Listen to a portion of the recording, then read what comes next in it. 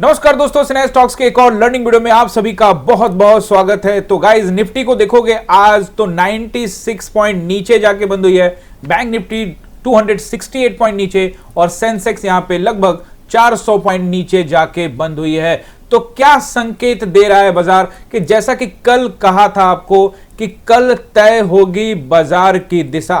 तो guys, market ने ऊपर से थोड़ा सा डंप तो किया है, लेकिन अभी तो दिशा तय हुई है, लेकिन मुहर लगेगा मंडे को। तो मंडे की तैयारी करिए। दिशा तो हमें दिखा रहा है बाजार कि यहां से रिजेक्शन मिलेगा, लेकिन यहां पे हमको अलर्ट रहना चाहिए। हो सकता है कि प्रॉफिट बुकिंग हो और मार्केट फिर से ऊपर जाए, क्योंकि जैसा कि मैं पहले भी कह चुका हूं कि बिहार इलेक्शन तक आप थोड़ा सा सतर्क रहिए। बाजार को बहुत ज्यादा नीचे बेरिश मत देखिए, नहीं तो आप ट्रैप हो सकते हैं। बहरहाल मंडे को बहुत हद तक इस बात पे मुहर लग जाएगी कि मार्केट किस दिशा में जाने को तैयार है।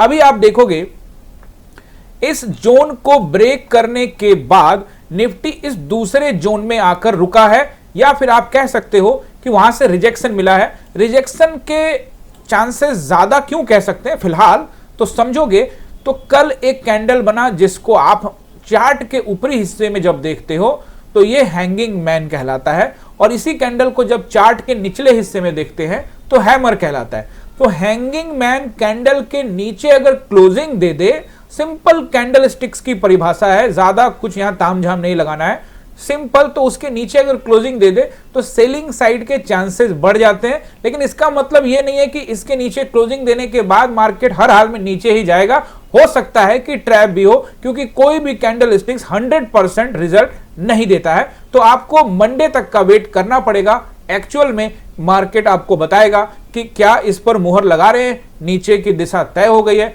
लेकिन अलर्ट मोड में रहने की जरूरत है। गाइस, आज फ्राइडे है तो हम वीकली एनालिसिस भी करेंगे। तो पहले एक काम करते हैं, वीकली एनालिसिस कर लेता हूं, उसके बाद आज आपके कमेंट के जो सवाल आपने पूछे हैं उसका जवाब भी देने की कोशिश करूंगा। गाइस, वीडियो को शुरू करने से पहले आप सभी से वापस से रिक्वेस्ट कि चैनल पे नए हैं तो करिए चैनल को सब्सक्राइब, क्योंकि यहां पर आपको चार्ट रीडिंग, बाजार के सेंटिमेंट, क्या सपोर्ट रहेगा, क्या रेसिस्टेंस रहेगा, सब कुछ मिलने वाला है। और अगर आप लर्निंग पर्पस के लिए आना चाहते हैं तो मोस्ट वेलकम है गाइस। सब्सक्राइब करके बेल आइकन भी प्रेस कर दीजिएगा। और गाइस, कमेंट में कंजूसी अभी तक बरकरार रखी हुई है, तो कृपया करके गाइज इस वीडियो के ऊपर में 200 लाइक डालिए और 100 के करीब में कमेंट पहुंचाइए। आप सभी का बहुत बहुत धन्यवाद। आप लोग हमेशा से सपोर्ट करते रहे हैं और अब चैनल धीरे धीरे 6000 के माइलस्टोन को भी पार कर गया है और जल्दी हम 10,000 पे भी पहुंच जाएंगे, जो कि आपके बिना संभव ही नहीं था। वीडियो को शुरू करने वाले हैं गाइज, तो सबसे पहले वीकली एनालिसिस करते हैं और वीकली एनालिसिस के बाद जाएंगे कमेंट वाले सेक्शन में। तो सबसे पहले यहां पे वीकली एनालिसिस कर देता हूं। देखो, वीकली चार्ट को देखोगे तो अभी आपको कुछ भी यहां पे नुकसान होता हुआ नजर नहीं आएगा। बहरहाल आपको यह लगेगा कि भैया ये देखो कि ये जो जोन है, इस जोन के ऊपर, इस जोन में तो आपको पता ही है ना कि हम 12 मई को गए थे, 4 महीना इधर ही घूमते रहे। मई, जून, जुलाई, अगस्त, सितंबर, 5 महीना इधर घूमे हम, 5 महीने से इधर ही घूम रहे, और इस वीक में हमने इसके ऊपर में क्लोजिंग दिया है। तो इसीलिए एकदम से बेरिश कहना कि वनडे टाइम फ्रेम में एक अच्छा कैंडल मिल गया है तो बेरिश कहना थोड़ा नाइंसाफी होगा। तो वीकली टाइम फ्रेम को भी समझना बहुत ज्यादा जरूरी है। तभी मैंने कहा कि मंडे को भी वेट करेंगे। वैसे तो पूरा सप्ताह, आने वाला पूरा सप्ताह इंपॉर्टेंट होगा, बट मंडे को मुहर लग सकता है। इन सब से कोई लेना देना नहीं है गाइस। अगर आप ऑप्शन बायर हैं, मार्केट का प्राइस एक्शन देखो, इंट्राडे का मूवमेंट देखो, अपना पोजीशन बनाओ, कल्टी मारो। सिंपल सा लॉजिक है, ज्यादा कुछ नहीं सोचना। यहां पे वापस आप यहां पे देखोगे, ये जो एरिया है इसके ऊपर में वीकली टाइम फ्रेम में हमने क्लोजिंग दिया है, लेकिन अभी हमारे पास, जैसा कि मैंने आपको पहले बताया था कि हमारे पास ये एक रेसिस्टेंस है जो कि 25,660 का एरिया है। जब इसको वीकली टाइम फ्रेम में निकाल देगा तो चांसेस बनेंगे, निकालने के बाद एक ब्रेकआउट चाहिए, देन चांसेस बनेंगे कि मार्केट ऊपर जा रहा है। वीकली टाइम फ्रेम के बारे में बात कर रहा हूं। अब बैंक निफ्टी का वीकली टाइम फ्रेम देखोगे तो बैंक निफ्टी का वीकली टाइम फ्रेम में अभी थोड़ा सा अलग तरह का सिचुएशन है। ये निचले स्तर को तो निकाला है, लेकिन ये जो 4-5 कैंडल, 3 कैंडल का ये जो सिचुएशन है, जोन दिख रहा है, इसको भी क्लियर करना जरूरी है। यानी कि 56,300 पे जाना पड़ेगा। 56,300 पे क्लोजिंग देता है तब फिर अगला रेसिस्टेंस जो होगा, जो ऑल टाइम हाई के आसपास का होगा। लेकिन दिल्ली दूर नहीं है, इसको ज्यादा पॉइंट नहीं जाना। लेकिन ऐसे स्थिति में फिलहाल बैंक निफ्टी जब तक भैया ये जोन का ऊपरी हिस्सा कह लो आप इसको, या फिर वीकली टाइम फ्रेम में आप इसका जो आज ओपनिंग देख लो 56,215, यानी कि 56,300 के ऊपर में एक बार टाइम नहीं बिता दे तब तक कंफर्मेशन आपको ऊपर का नहीं मिलने वाला। यानी वीकली टाइम फ्रेम में अलर्ट में रहने की जरूरत है। वन डे टाइम फ्रेम देखकर तत्काल में खुश होने की भी जरूरत नहीं है, क्योंकि मार्केट 10-15 दिन से ऊपर जा रहा है और एक दिन रेड बना दिया तो इसका मतलब ये नहीं कि नीचे ही आ जाएगा। बावजूद नीचे आता है तो मोस्ट वेलकम है, क्योंकि भैया प्रीमियम आपको पता है ऊपर जाने वक्त तो बाजार ने ऑप्शन बायर को कुछ नहीं दिया है, कम से कम नीचे आने वक्त तो कुछ मिलेगा। हालांकि आज भी प्रीमियम के साथ नाइंसाफी की गई, यानी ऑप्शन बायर्स के साथ नाइंसाफी की गई। सेलर्स के पक्ष में प्रीमियम बाकायदा काम करता है, वो आप जानते ही हैं। गाइस अभी आप लोग देखोगे तो यहां पे बैंक निफ्टी को 55,458 के आसपास में कामकाज कर रहा है। तो अगर वीकली टाइम फ्रेम में इस जोन को निकाल देता है जो कि है 56,300, फिर यहां पे वीकली टाइम फ्रेम में ब्रेकआउट माना जा सकता है। तो वीकली टाइम फ्रेम में अब एचडीएफसी को भी देख लेते हैं। वीकली टाइम फ्रेम में अगर आप एचडीएफसी को देखोगे तो भाई ये देख लो, कह रहा है कि मुझे कहीं ना जाना नहीं है, ना ऊपर ना नीचे, तो इन दोनों कैंडल का ब्रेकआउट चाहिए। और अगर ऊपर ब्रेकआउट भी करता है तो ये जो 4-5 कैंडल बने, यानी कि इसका हाई है, इसके ऊपर में टाइम बिताना पड़ेगा, इस कैंडल का और इस कैंडल, यानी 2 सप्ताह के कैंडल के ऊपर में टाइम बिताना पड़ेगा और फिर उसके बाद ऊपर के बारे में देखेंगे। और नीचे अगर आने की बात करें तो इस ग्रीन कैंडल को ब्रेकआउट करना पड़ेगा, यानी ये भी अभी पेंडुलम में ही, जोन में ही फंसा हुआ है। आईसीआईसीआई को देखोगे तो ये थोड़ा सा मुझे अभी यहां से बियरिश नजर आ रहा है, लेकिन अगले सप्ताह का भी इंतजार करना पड़ेगा। इंपॉर्टेंट रेसिस्टेंस सपोर्ट जो रहेगा वो ये कैंडल रहेगा जो 1 सितंबर को वीकली टाइम फ्रेम में हम देख रहे हैं। इसके नीचे अगर कामकाज करे जो कि 1380 के नीचे, तो ये बियरिश हो सकता है। चार्ट देखकर फीलिंग के बारे में बात करो तो मुझे बियरिश दिखता है, लेकिन चूंकि कैंडल अब क्लोज हो चुका है, अब नया कैंडल बनेगा, तो ये बहुत इंपॉर्टेंट है कि इस कैंडल को, जो कि 1 सितंबर को बना था वीकली टाइम फ्रेम में, डोजी कैंडल या स्पिनिंग टॉप कह लो, इसके नीचे जो कि 1380 के नीचे कामकाज करे या क्लोजिंग दे, फिर हो सकता है। रिलायंस को भी देख लेते हैं। तो रिलायंस भी आप देखिए जोन में फंसा हुआ है, फिलहाल ऊपर निकलने से बच रहा है और नीचे भी नहीं आ रहा है। तो जब तक इसको क्लियर नहीं करेगा ऊपर या नीचे, तब तक कहना मुश्किल है। लेकिन अगर आप मुझसे पूछोगे कि एज कहां है, तो कंफर्मेशन इसमें कुछ भी नहीं है। लेकिन अगर फिर भी नीचे की तरफ ज्यादा फीलिंग है मेरी, फिर भी मैं मान के चलता हूं कि 1360 के ऊपर में क्लोजिंग देगा तो फिर ऊपर के लिए भी रहेगा। बट आप पूछते हो ना मुझसे कि सर चार्ट आपको देखकर क्या लगता है, तो चार्ट देखकर तो मुझे यही लगता है कि इसको नीचे आना चाहिए। बहरहाल कैंडल क्लोज हो गया है तो हम वेट करेंगे। ओके, तो रिलायंस में मुझे बेरिश नजर आ रहा है, आईसीआईसी में बेरिश नजर आ रहा है, एचडीएफसी में कुछ कहा नहीं जा सकता। तो अगर इन दोनों में बेरिश और एचडीएफसी बेरिश हो जाए तो ऑब्वियसली मार्केट नीचे आ सकता है। बहरहाल हम वेट करने वाले guys, one day time frame के अंदर में आएंगे और आपको सारा कुछ समझाएंगे।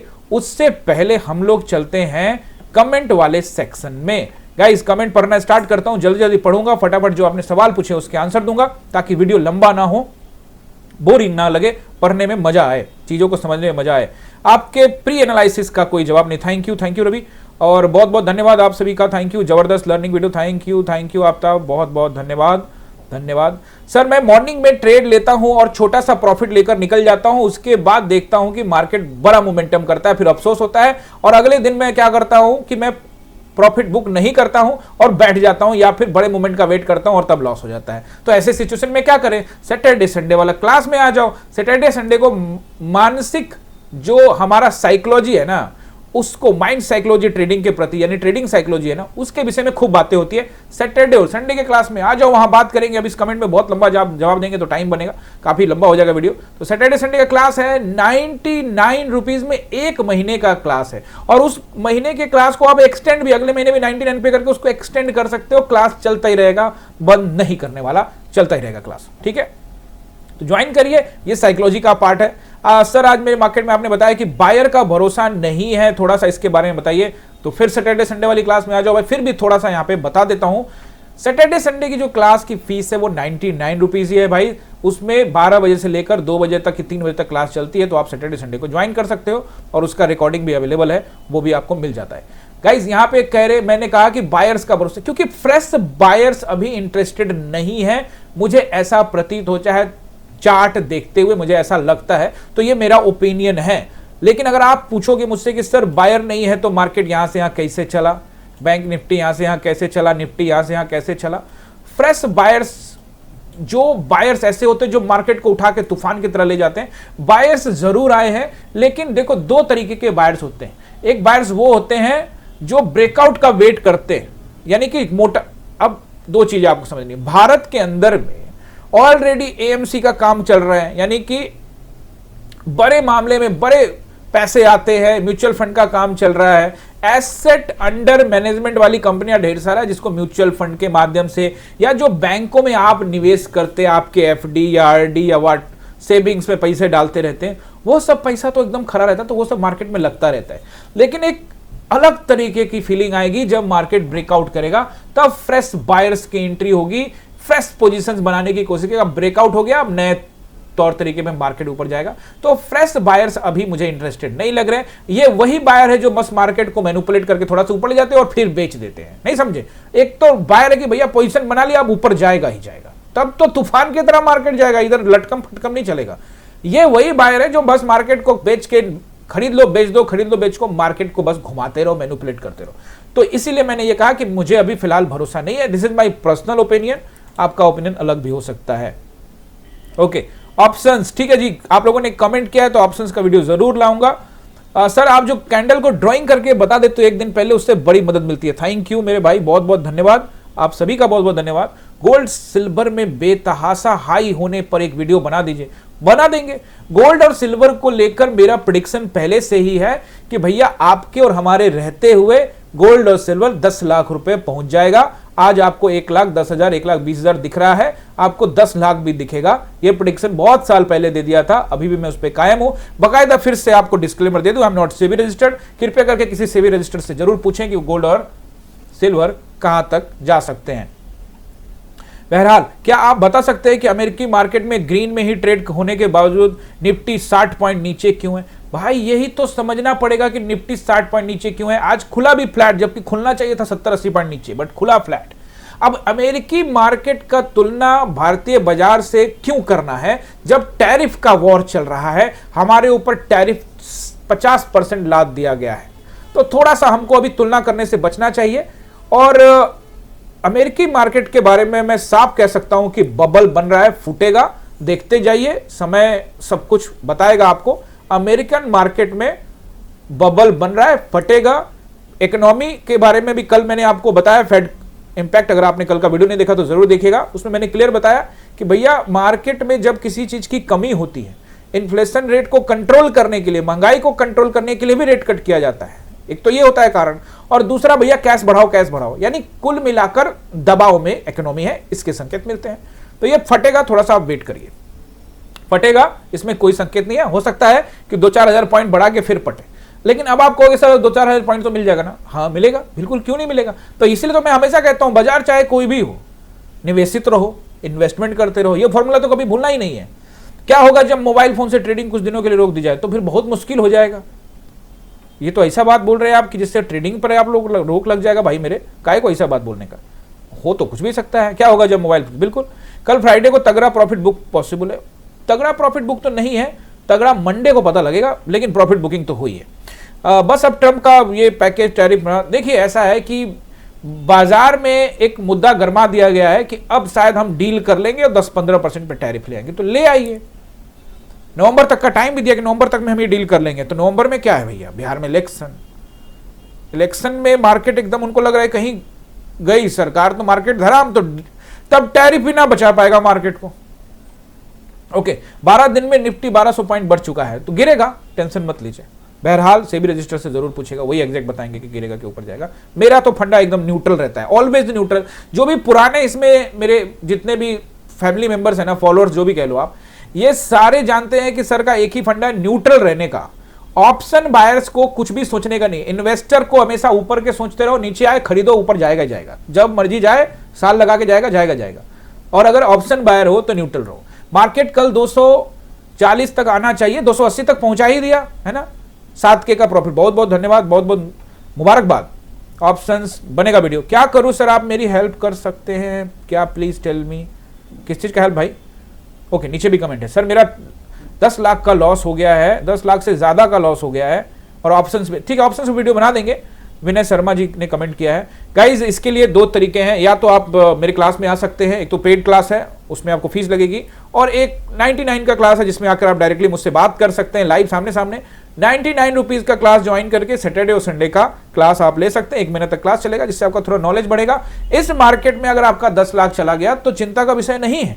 इस मार्केट में आपने नहीं सीखा है, बिना सीखे गंवाया है तो और भी गंवा सकते हैं, ये है चिंता का विषय। यहाँ 10 लाख 20 लाख मायने नहीं रखता, इधर 50 लाख भी बन सकता है, ये मार्केट है। लेकिन बिना लर्निंग के अगर आप कर रहे हो तो फिर आपको तैयार रहना पड़ेगा कि भैया लॉसेज और बढ़ सकते हैं। ये चिंता की बात नहीं है, इससे निकल सकते हैं, इसके 10 गुना हो सकता है। लेकिन लर्निंग नहीं करोगे तो कुछ नहीं होगा, लर्निंग करोगे, मेहनत करोगे, तभी कुछ हो सकता है।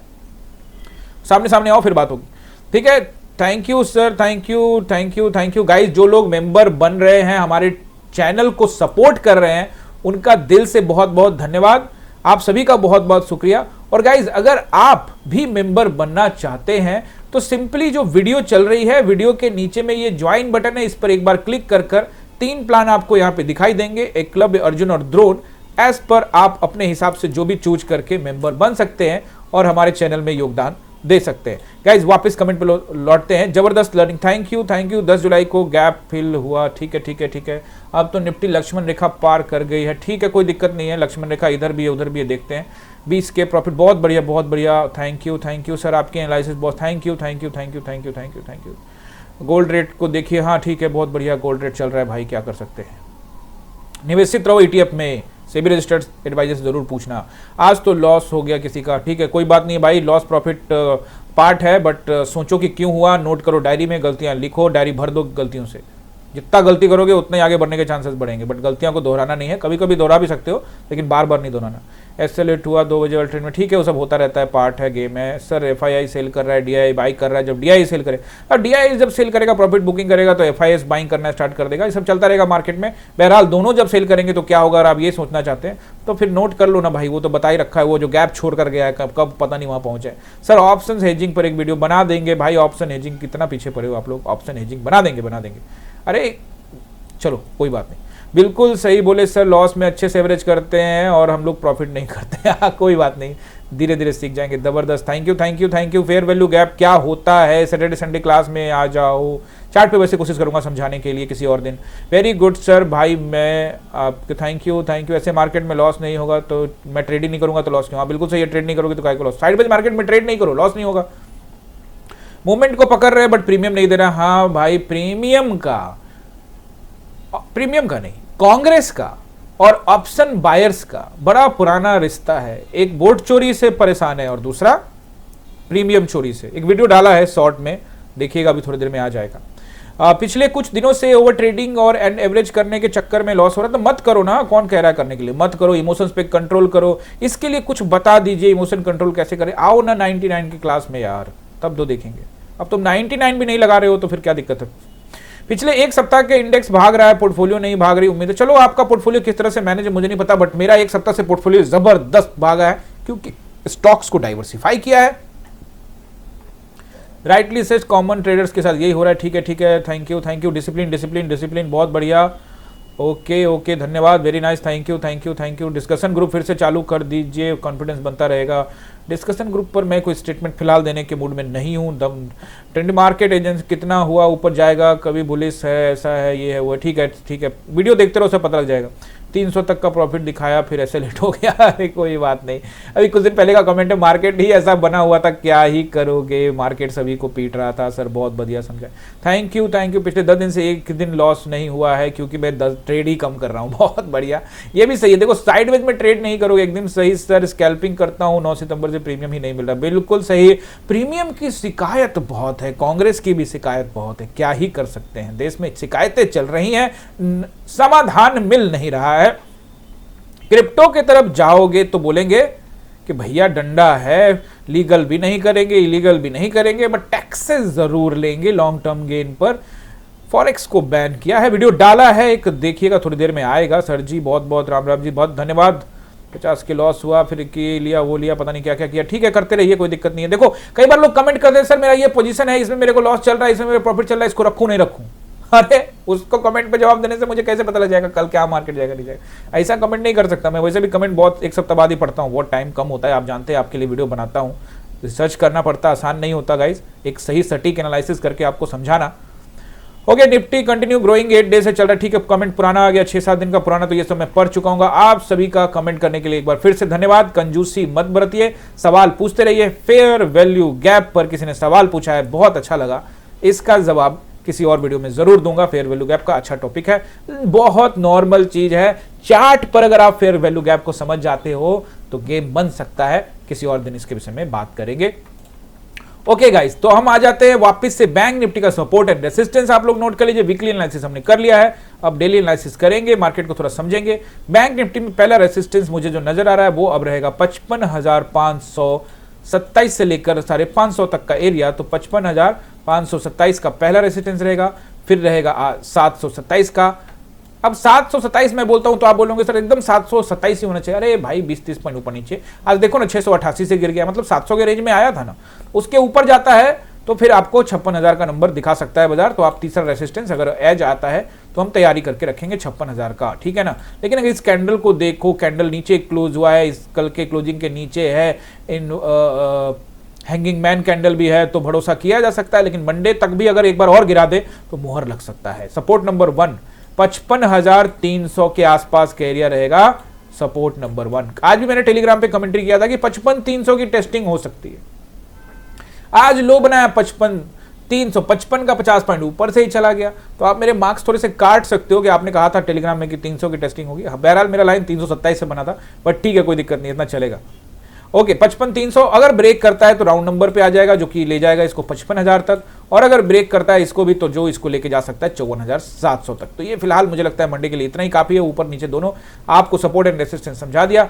अब यहाँ पे निफ्टी में आप देखेंगे तो कैंडल बना है, कल हमने डिस्कस किया था, हैंगिंग मैन कैंडल है, इसके नीचे क्लोजिंग देगा तब देखेंगे। तो क्लोजिंग तो नीचे दे दिया है, यानी एक काम तो पूरा हो गया है। अब इसके ऊपर में सस्टेन करने की बात है, यानी नीचे सस्टेन करेगा तो नीचे की तरफ चांसेस बन सकते हैं। बहरहाल ये जो सब रेसिस्टेंस है ये अपना काम तत्काल करता हुआ दिख रहा है। तो इनसे पंगा लेने के लिए बोल रहा है कि भैया मत लो, मैं यहां से बेच दूंगा। लेकिन अगर बायर्स के बारे में नहीं बात कर रहा हूं, वो बायर्स जो बस मार्केट को घुमा रहे हैं, फिरा रहे हैं थोड़ा सा, है ना, क्योंकि भैया अभी अनसर्टेनिटी बहुत है पूरे देश में, अलग अलग परिस्थितियां बनी हुई हैं। और हिंडनबर्ग का रिपोर्ट पर भी कोई लोग कहेगा कि सर बात कर लेना, तो कर देता हूं। हिंडनबर्ग का रिपोर्ट आया, बोला कि भैया इस स्टॉक में ऑफशोर्स कंपनियां बना के, अडानी साहब के स्टॉक में भैया ये हो रहा है, अडानी इंटरप्राइजेज में, अडानी की ये कंपनी में वो हो रहा है, वो हो रहा है। उसके बाद हिंडनबर्ग का रिपोर्ट को मार्केट मतलब एक्सेप्ट करके एकदम से नीचे अडानी साहब का स्टॉक एकदम से धड़ाम कर गया। हम आते हैं ना, उस पर थोड़ा सा बात करना जरूरी है। तो अडानी इंटरप्राइजेज उसके बाद देखोगे ये हुआ अडानी इंटरप्राइजेज में, ये कमाल हो गया भाई साहब। ये स्टॉक आप देखिए कहां से खड़ा था ये स्टॉक, ये गिरावट देखिए, 4,000 पॉइंट पर खड़ा था ये स्टॉक और इसमें शार्प गिरावट देखने को मिली। देखिए ये स्टॉक यहां से सीधे गिरा, 74-75% का करेक्शन हो गया, वो भी एक सप्ताह के बीच में, 2-3 दिन, 4 दिन, 5 दिन के बीच में। और घूमते फिरते आज ये स्टॉक जो है आपको 2500 पर फिर एक बार घूम फिर के गया। किसी बड़े प्लेयर का पोजीशन फंसा हुआ था, उसको खींच खाच के ले गया, फिर वहां से उन्होंने अपना पोजीशन को कवर किया और फिर वापस नीचे आ गए। यहाँ पे रिटेल ट्रेडर्स अगर पहले निकल गए, रिटेल ट्रेडर्स कहाँ बचेगा भैया, उनको लगा गया। तो इसीलिए हमेशा कहता हूं समझ कर, सुरक्षित रहकर अपने प्लान को बनाइए। ज्यादा जानकारी के लिए क्लास में आइए। ओके, 2524 पर कामकाज कर रहा है। आज सेबी ने कहा कि क्लीन चिट दे रहे हैं, 5% का उछाल लगा के एक समय तो और ज्यादा उछाल लगा दिया था, लेकिन 5% पे बंद हुआ है, जो कि अडानी में इन्वेस्टेड रिटेलर्स के लिए एक अच्छी खबर है। लेकिन समझदारी बरतिएगा, अलर्ट रहिएगा। बहरहाल इस विषय में ज्यादा बात करना सही नहीं है। अब आ जाते हैं हम लोग वापस से निफ्टी पे, नहीं तो फिर वीडियो होता जाएगा लंबा। तो पहला सपोर्ट रेसिस्टेंस नोट करिए। सेंटीमेंट में आपको समझा चुका हूं कि फिलहाल ये जो कैंडल है इसके नीचे एक और कैंडल बनेगा तब देखेंगे। लेकिन एक पॉइंट और नोट कर लीजिएगा, मतलब आप लोग सिर्फ नीचे का मत सोचिएगा, बाजार को इतना भी बियरिश मत सोचिए फिलहाल बिहार इलेक्शन तक। और ये वाला जो जोन है ना, ये देखो, अब ये यहां भी एक जोन है, ऊपर जोन नीचे जोन, इतने जोन है। यहां से निकलेगा तो इस जोन के आसपास भी सपोर्ट लेता हुआ नजर आ सकता है। तो 260 का एरिया भी सपोर्ट है, लेकिन अच्छा वाला जो है वो रहेगा ये वाला एरिया, ये है 160 का एरिया, ठीक है ना। चलिए तो नोट करिए, सबसे पहला रेसिस्टेंस नोट करिए जो रहेगा 360। एक और पॉइंट पर नजर आप लोग को दिलाना चाहता हूं, उस पे आते हैं। 25,360 अगर हम ब्रेक करते हैं ऊपर तो 400 के आसपास जाएंगे और फिर 460। फिलहाल मुझे लगता है कि ये रेसिस्टेंस काफी है, अगर बहुत बड़ा मूवमेंट ना आए तब, और अगर बहुत बड़ा मूवमेंट आया तो 460 के ऊपर भी निकल सकते हैं, जो कि लेके जा सकता है 560 तक। फिलहाल ये ठीक है मंडे के लिए। अब नीचे सपोर्ट, पहला सपोर्ट जो मुझे यहां पे नजर आ रहा है वो रहेगा लगभग 260 का। अच्छा, वैसे तो 280 पे भी सपोर्ट है, बट 260 मान लेते हैं अच्छा वाला। 25,260 का एक सपोर्ट पॉइंट है, 80 पे भी सपोर्ट है इंट्राडे में। आपको टेंशन लेने की जरूरत नहीं है, टेलीग्राम पे लाइंस डाल के सुबह भेज देता हूं, उसको अपने सिस्टम पे ड्रॉ कर लिया करो। बाकी धीरे धीरे चार्ट पर टाइम बिताओ, 2 से 5 साल, फिर आपको समझ में आ जाएगा।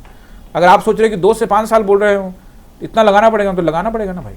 25,260, और अगर ब्रेक करते हैं तो फिर हम 25,160। फिलहाल इसके नीचे मैं मार्केट को नहीं देखना चाहता अभी तक के लिए, ये ठीक है। लेकिन मान लेते हैं कि कोई सेलर आ ही गया, कहा कि मैंने इससे भी ज़्यादा सेल कर देना है, तो फिर भैया 160 के नीचे फिर मार्केट जो है 2560 तक आ सकता है, बट मुझे लगता है 25,160 इज इनफ।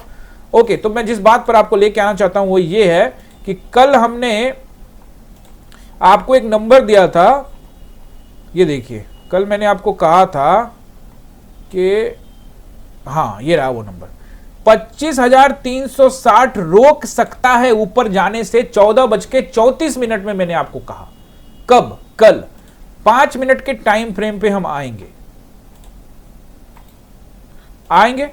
5 मिनट के टाइम फ्रेम पे आए, 14:34 में मेरी कमेंट्री हुई, 14:40 45 मिनट में एक कैंडल बना जो कि 360 के ऊपर में क्लोजिंग दिया और फिर उसके ऊपर लेके चला गया। तो यहां पर मुझे 9 लोगों ने कहा कि भैया dislike, I love like and dislike, and also सीधे बोलूं तो मुझे डिसलाइक पसंद है, मेहनत करने का मन करता है, क्योंकि मार्केट जवाब देता है। वापिस मैंने वो चीज क्यों कहा था, मैं इसलिए नहीं कह रहा हूं कि मुझे किसी को बताना है कि मैं जो सीखने वाले लोग हैं उस पर कह रहा हूं कि मैं ट्रस्ट कितना करता हूं अपने लेवल्स पर। आइए देखिए, मार्केट यहां से ऊपर गया, ये सिर्फ एक्सपायरी के वजह से, क्योंकि एक्सपायरी में सभी के प्रीमियम को खत्म करने थे। पुट्स के जो पुट का पैसा था सेंसेक्स का, वो 82,800 का, या मुझे याद नहीं नंबर, या 83,800 82,800 के आसपास का जो पुट था, जो 60 70 80 रुपए पे आ गया था, उन सबको प्रीमियम को खत्म करने के लिए मार्केट को ऊपर ले जाया गया। मैंने आपको कल भी कहा था कि मार्केट को सिर्फ एक्सपायरी की वजह से ऊपर खींचा है, लेकिन आज सुबह खुलते के साथ मार्केट ने पटक के वहां पे ले आया ना, और 360 पे फड़फड़ाते रहा ना जाने के लिए, यही कहना चाह रहा था। लेकिन कल तो खींच के ले गया शॉर्ट कवरिंग में, तो ठीक है, शॉर्ट कवरिंग उन्होंने अपनी मर्जी कर ली, मैं नहीं गया था शॉर्ट कवरिंग में। I am not trading for the short covering. मैं पुट साइड में कल ट्रेड में गया था, आज भी पुट साइड के ट्रेड में गया, कोई कॉल में नहीं गया। आज तो मैंने सिंपल ट्रेड किया, एक ट्रेड बस, मोमेंटम कैप्चर किया और सीधा सीधी। उसके बाद मैंने कह दिया भारतीय बाजार जहां प्रीमियम आपको मिलेगा नहीं, ट्रैपिंग ज्यादा होगी, अलर्ट रहने की जरूरत है। जोन ब्रेक करेगा तब। कमाल का बाजार 5 मिनट में जोन बना रहा है, आप सभी को अलर्ट मोड में चला जाना चाहिए। आइए 5 मिनट में आए हैं तो यहां देख लीजिए, ये परसों का लो को मार्क कर लेना, ये ऐसे परसों का लो अगर उसके नीचे क्लोजिंग देता है तो फिर 260 के आसपास की टेस्टिंग होगी, और 260 के आसपास की टेस्टिंग होती है तो फेयर वैल्यू गैप के बारे में कोई पूछ रहा था, तो ये गैप है। अब आप कहोगे गैप 2 तरीके के होते हैं, तो फेयर वैल्यू गैप है कि भैया यहां से यहां चल रहा है तो यहां से यहां एक गैप बनता है, ठीक है ना। बहरहाल मैं इसके विषय में अलग से बात करूंगा किसी और दिन, किसी साइकोलॉजी वाला वीडियो में, या किसी चार्ट पैटर्न का कोई चीज बताऊंगा। तो ये भी यहां से यहां जो मार्केट जा रहा है, तो यहां से यहां गिरने के बीच में जो खाली स्थान नजर आ रहा है ना, तो जब ऐसा नहीं कि मार्केट ऊपर नहीं जा सकता, लेकिन जब मार्केट ऐसे गिरने के चांसेस होते हैं तो इस जगह पे आके सपोर्ट लेता है। तो ये जो मामूली सा गैप नजर आ रहा है, जो कि गैप नहीं है, इसको इस गैप को वैसा गैप मत समझो, वो गैप होता है जो मार्केट छोड़ के चला जाता है, वो गैप नहीं है। यहां तो चार्ट दिख ही रहा है यहां से यहां तक, लेकिन जब कहानी बनेगी तो मार्केट ऐसे भी आ सकता है। तो हो सकता है कि इसको भरने के लिए आए तो आपको उस स्थिति में 160 या फिर 25,060 तक मार्केट आपकी टेस्टिंग करवा सकता है। ये एक पॉसिबिलिटीज मार्केट में बनती है। आई होप कि मैंने आपको जो समझाने का कोशिश किया वो आप समझे होंगे कि 360 में क्यों कह रहा था कि वहां सेलर्स का पोजीशन होगा। थोड़ा सा वहां पे हमें समझदारी दिखानी चाहिए। मार्केट ने खींचा फिर वापस लेके आ गया। अगर बायस में बहुत ज्यादा दम था और ऊपर लेके जाना ही चाहते थे तो क्यों नहीं लेके गए। अभी फिलहाल मंडे को देखेंगे किस कदर मार्केट कामकाज करता है। गाइस, आप सभी का दिल से बहुत बहुत शुक्रिया जो लोग कमेंट करते हैं, वीडियो को लाइक करते हैं, चैनल को सब्सक्राइब किया हुआ है, दोस्तों के साथ शेयर करते हैं। तो करते रहिएगा, जो काम आप करते हैं वो करते रहिए, जो मैं काम करता हूं वो करता रहूंगा। अगर आप योगदान देना चाहते हैं तो आप ज्वाइन बटन पर क्लिक करके ज्वाइन भी कर सकते हैं। कमेंट जरूर करके जाइएगा। मिलते हैं किसी और वीडियो में। आप सभी का बहुत बहुत धन्यवाद।